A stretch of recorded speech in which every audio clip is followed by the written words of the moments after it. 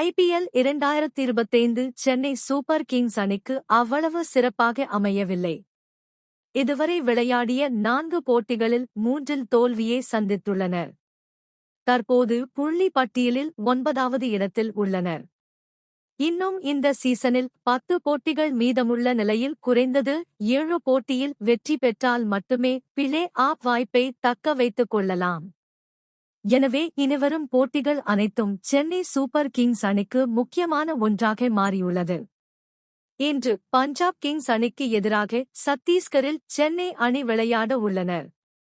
எந்த ஆண்டும் இல்லாத அளவிற்கு பஞ்சாப் கிங்ஸ் இந்த ஆண்டு ஸ்ரேயாஸ் ஐயர் தலைமையில் மிகவும் பலம் வாய்ந்த அணியாக விளங்குகிறது.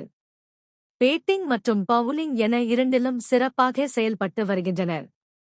இது சென்னை அணிக்கு மிகப்பெரிய சவாலாக அமைந்துள்ளது. சென்னை அணியில் பவுலிங் அவ்வளவு சிறப்பாக இருந்தாலும் பேட்டிங் மற்றும் பில்டிங் சொதப்பலாகவே உள்ளது. இதனால் இன்றைய போட்டியில் சில அதிரடி மாற்றங்களை செய்ய உள்ளதாக கூறப்படுகிறது. Battle of the kings. Chandigarh, let the whistles begin.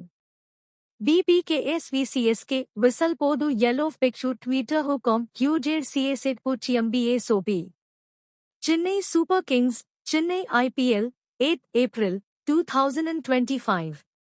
Chennai அணி இந்த ஆண்டு சொதப்புவதற்கு முக்கிய காரணம் டாப் ஆர்டர் சிறப்பாக விளையாடவில்லை.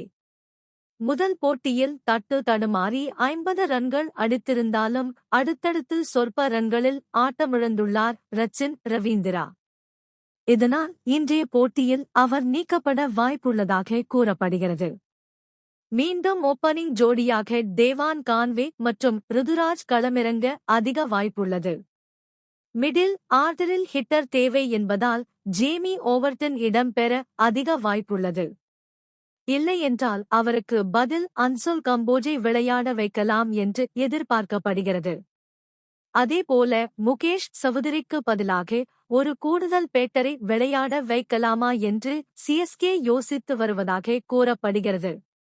அதன்படி சாயிக் ரசித் மற்றும் வான்ஸ் பேடி ஆகிய இருவரில் ஒருவருக்கு இன்றைய போட்டியில் வாய்ப்பு கிடைக்கும் என்று கூறப்படுகிறது.